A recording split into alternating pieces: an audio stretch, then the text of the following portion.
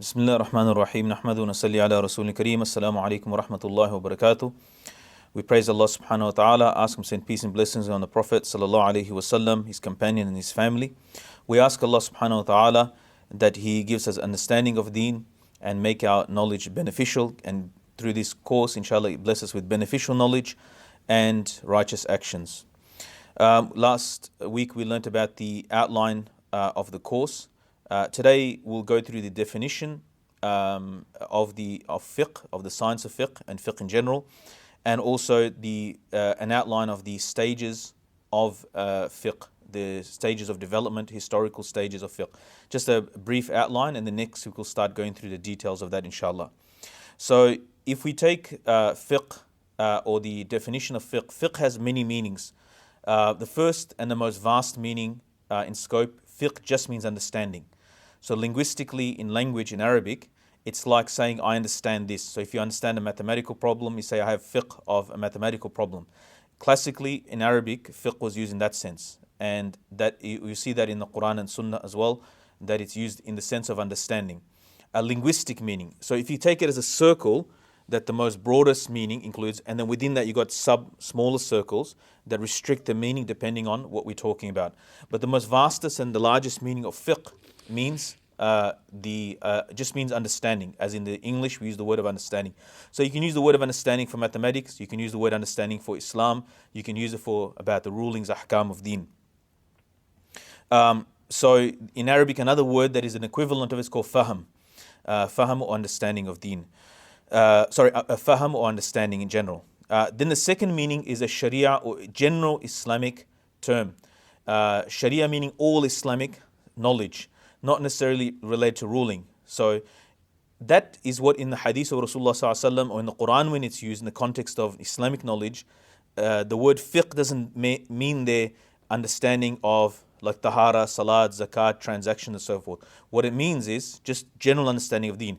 So if you understood about the sifat of Allah, that is fiqh in deen. If you understood about the Jannah and Jahannam, that is fiqh of deen. Because anything related to deen, study of that will be considered tafaqquh and fiqh in deen. So, and that's what as the hadith I read in a previous lesson, مَن يُرِدِ اللَّهُ بِخَيْرٍ يُفَقِّهُ فِي الدِّينِ, whoever Allah intends good to, gives him a fiqh in deen or understanding of deen. There the hadith is not talking about the science of halal and haram, do's and don'ts and actions. It's talking about everything to do with Islam, everything to do with learning the whole of deen. So fiqh has this secondary meaning, or in Islam it's got a dual meaning that the Muslims have always understood. The third meaning of fiqh is related to subsidiary action issues, masail, practical matters of deen, practical actions related to the slaves of Allah subhanahu wa ta'ala. So let's say if you come into a masjid and an announcement is made, there are 3 halaqas, there are 3 gatherings, one on logic, or let's just say someone is teaching mathematics in the masjid, and one group is teaching about Jannah and Jahannam, and one is teaching about, from a certain fiqh book, is teaching the book on how to do business partnerships, right? So remember the 3 meanings, the 3 circles. So all of these 3 will come in the understanding of the first one, because there's all fiqh or understanding is being imparted in these 3 gatherings. They'll come in the most broadest meaning, all fit. But with the second meaning related to Sharia or Sharia Islamic sciences, only 2 of the gatherings will fit into that, not the one about mathematics. Mathematics itself is not a revelation, it's not an Islamic science per se. We can use it for the benefit of deen, but it's not an Islamic science per se. So all 3 will come in the broadest. In the second circle, you can put it within that larger circle, which is Sharia or Islamic sciences. The gathering that is there on Jannah, Jahannam, or there about the attributes of Allah or praise of Allah, that gathering will also be included. And also the one that's teaching about Islamic business, how to have a business partnership according to the law of Allah subhanahu wa ta'ala. However, the third and the most restricted meaning, within that middle circle, then there's another circle which become more restricted in meaning. Fiqh is a specific science dealing with the actions of the slaves of Allah subhanahu wa ta'ala. That definition will only apply to that third gathering teaching business part, not that gathering that's on about the description of Jannah and Jahannam. However, one thing among the students of knowledge, this is well known, that students of knowledge don't treat this second gathering so seriously. They think that the last gathering of fiqh or the laws of Islam, this is actually fiqh, and this is not actually many a times those gatherings are more beneficial for the person's deen and akhirat and the practice and improving the practice of deen than sitting in the gathering of the rules and regulations of Islam, although they're both from deen.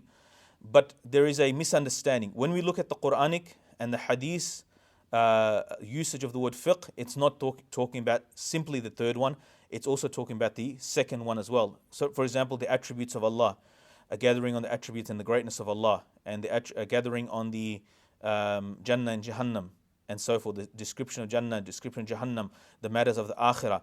So that is more benefit. And Allah subhanahu wa ta'ala using is in a sense in the Quran about who can be, can the ones who know and the ones who don't know, can they be equal or the same? If you read the ayat before that, what does it say? It's talking about the person who is ever present of Allah subhanahu wa ta'ala. He's a person who stands the night and prays in the night and makes sajda before Allah subhanahu wa ta'ala, worships Allah subhanahu wa ta'ala, being cognizant that he's before Allah subhanahu wa ta'ala, meaning he's got knowledge.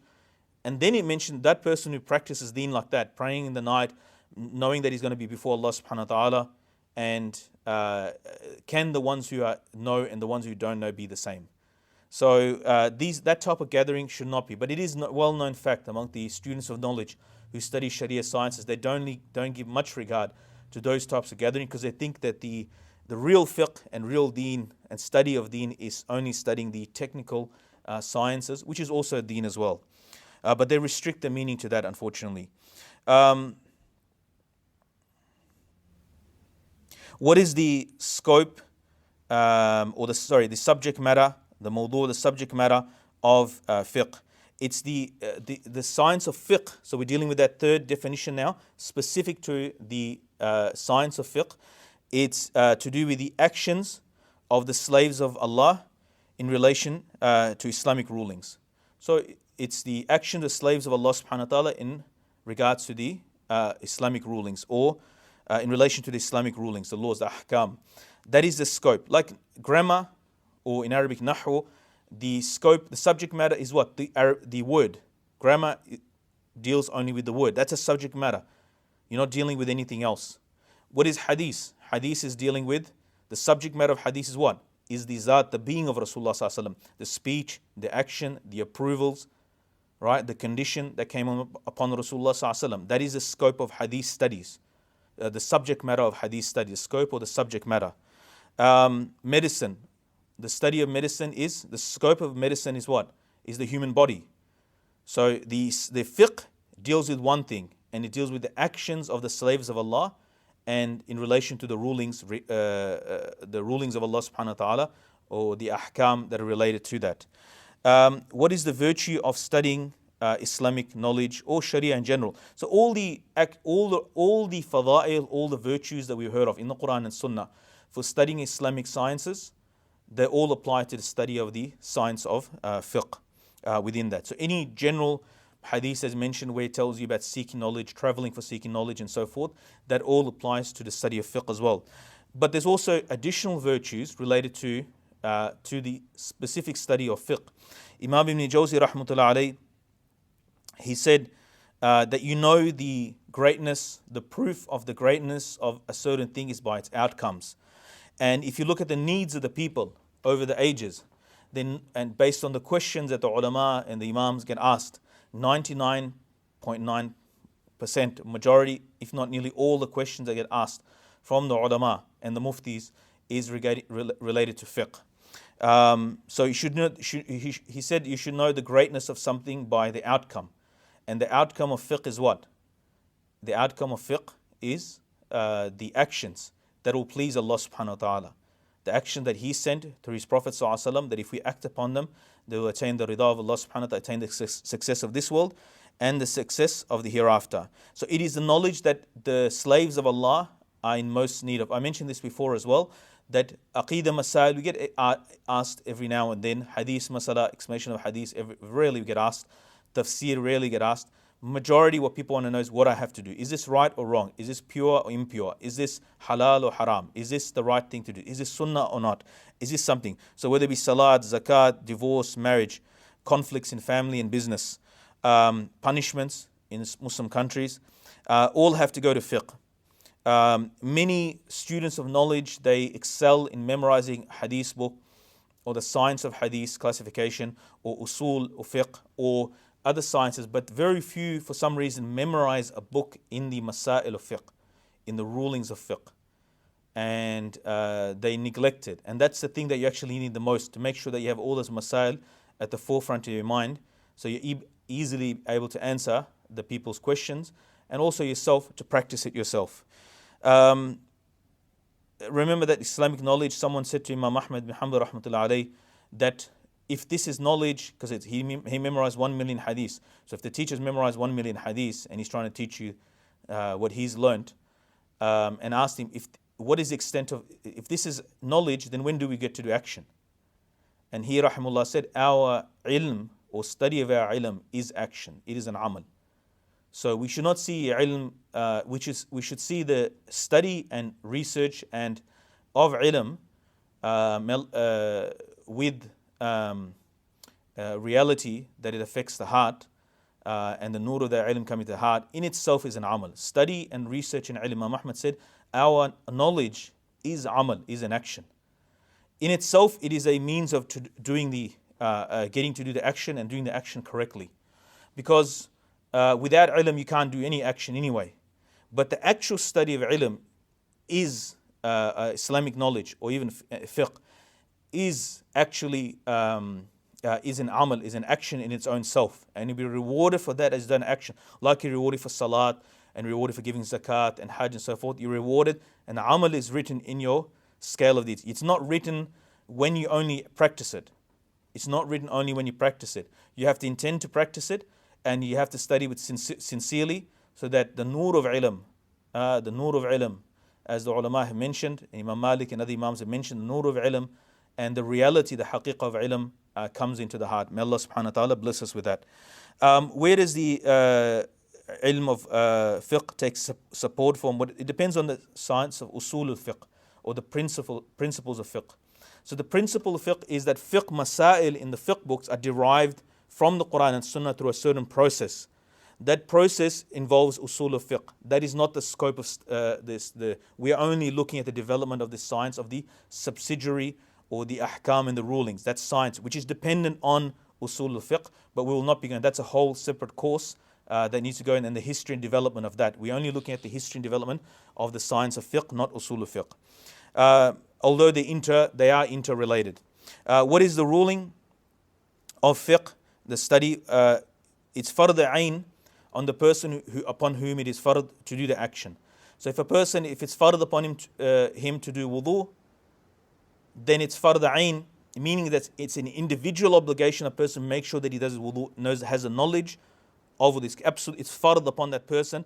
Nobody can else do it. And if there is enough people in the community to do it, it's then fard kifaya. As long as we have some people that are muhaddiseen, some people that are muftis, some people that are specialists in Arabic grammar, some people, the rest are not obliged to become experts in Islamic sciences. Allahumma sayyibun nafi'a. As the rain started.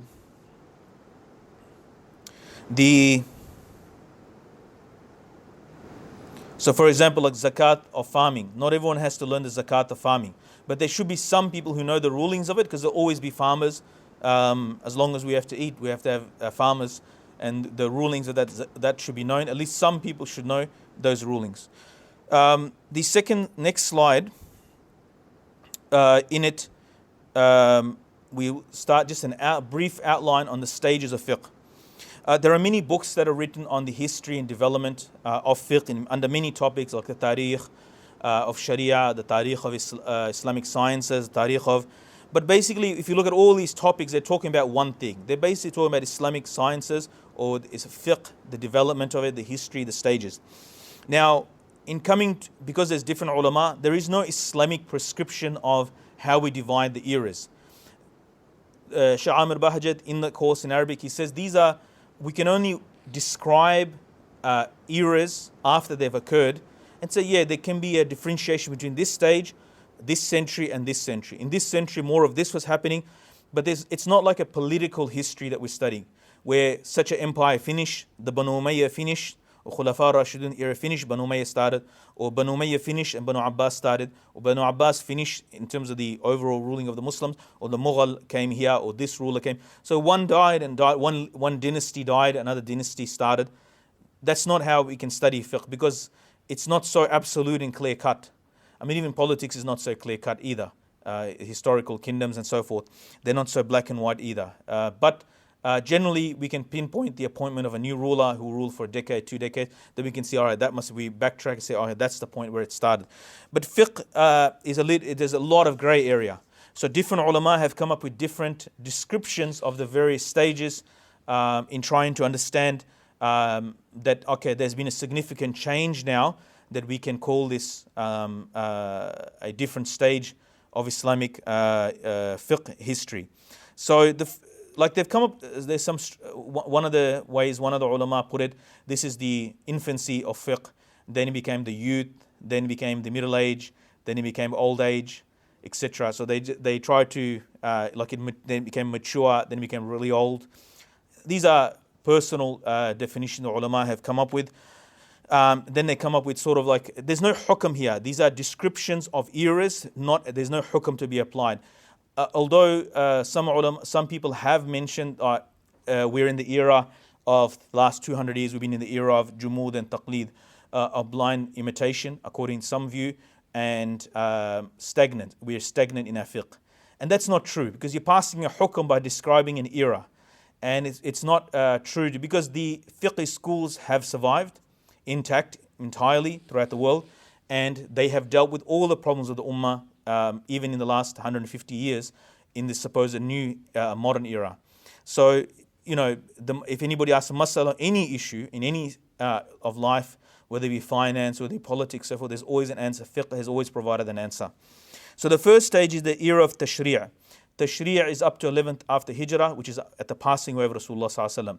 This era, so the Prophet ﷺ, 13 years before Hijrah, and then 10 years after Hijrah, 11 after Hijrah, 23 years, the Sharia, the revelations came, and the Sharia, Islam, is the foundation of fiqh. So this is the era of Tashri' or Sharia or fiqh being established, the foundation of fiqh, and it put the ummah on a course and how to live its life in a way that is pleasing to Allah, and it has arrived intact in our time. The next stage in fiqh, that after taking the knowledge from Rasulullah ﷺ, by Sahaba radiallahu anh, the companions of the Prophet sallallahu alaihi wasallam, they transferred to Tabi'een and Tabi'een. So this stage is from about 11 after Hijrah till about 100 Hijrah. This is the era of the Sahaba, Tabi'een, Tabi'een, where they were disseminating the knowledge, teaching the knowledge, and this is the era, the era before the madahib, the established schools that were late developed after this stage. Even though Imam Hanifa rahmatullah, as an example, he was a tabi'i, established that he was a tabi'i, that he met Sahaba, although he was a junior tabi'i, there were greater ulama among the tabi'in than him. He was quite late to be established as a tabi'i. But the madahib developed after the school that is attributed to him developed after. It's not so synthesized and systemized the way it is. In his era, he started the process, but really, if we look at it, he sort of falls just sort of at the end of this era. If you check the dates, right at the end of it, and beyond that, his school developed afterwards, like the other imams as well, like Imam Malik, Imam Shafi, and other imams like Imam Awza'i and other great imams as well. They had schools which didn't survive the test of time. So that you got that first stage of Sahaba, Tabi'in, Tabi'in. Generally, when we talk about Tabi'in, we're talking about the senior Tabi'in. The third stage is the stage of Madahib. It starts, so the Hanafi, Shafi, Malik, the four Madahib, which are famous, and also the other schools that are there, the Zahiri school, and Awza'i, and other imams that were there, Abdullah Mubarak and Sufyan Thawri, all these great imams were there, each one, they had their own schools. So these madhabs, they continued, and it's mentioned there, from 100 after Hijrah till 1300 Hijrah. It's about 150 years ago, 140 years ago, roughly. These are rough amounts, rough dates. They're not absolute, but roughly about 130, 140 years ago, give or take a decade or two before and after it. So trying to pinpoint is very difficult. Trying to pinpoint that on this day this happened, this is not the case. And then we've got the modern era. The modern era, roughly about 130, 140 years ago, give or take a decade or two. The modern era, you can see that all the work of the previous generation is still there. But the Ummah was inundated, the Muslim world transformed due to colonialism, due to the political situation of the Muslim, due to very rapid developments and changes in the world in general, in sciences and so forth. And alhamdulillah, the knowledge of the previous three was applied, and alhamdulillah, an answer was always found in line with the Quran and Sunnah, based on the work on those three. So these are just broad outlines. We're going to go through each of the main salient features and the details of each of these stages. So we have a very detailed outline, you can say, if you put it that way, of these four stages, inshallah. Like I said it before, these are not absolute, but they do give us an outline and in terms of analyzing history. But there are different, ulama have made also different divisions as well in Islamic fiqh or Islamic science history for us so we can analyze it. But you'll find those details when you go to bigger books. This course is just an introduction and is an outline. If you go to more detailed books, quite voluminous, large books, that they go into a lot more detail of the developments and have different divisions of these stages. May Allah subhanahu wa ta'ala give us understanding and tawfiq to practice what we say in here. Wassalamu alaikum wa rahmatullahi wa barakatuh.